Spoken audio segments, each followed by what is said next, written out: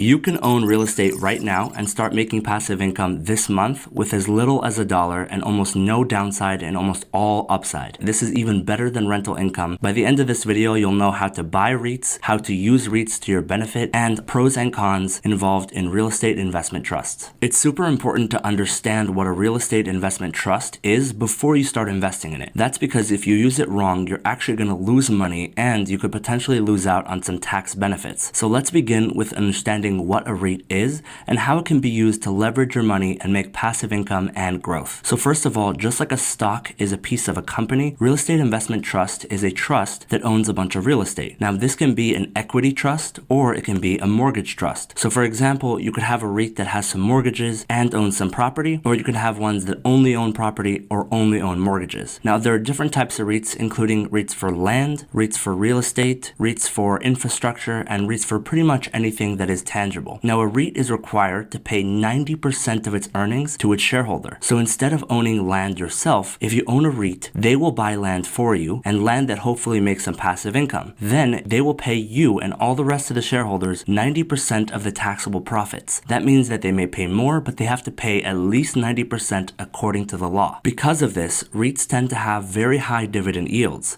However, all the taxes are paid by you. So it's just like if you owned your own land or your own building or your own apartment complex, you would have to pay taxes on all of those income. However, with REITs, there is a rule that can help protect you against taxes. In 2017, a bill was passed that allows you to write off some of the taxes that you have from your REITs. This is something you should mention to an accountant or a tax advisor when you're filing your taxes, because this will allow you to save on taxes, and it's really, really important, so make sure to mention it. Now let's discuss the pros and cons of real estate investment trusts. First, the pros. I like to call it the triple D. Triple D stands for dividends, diversification, and deductions. First, dividends.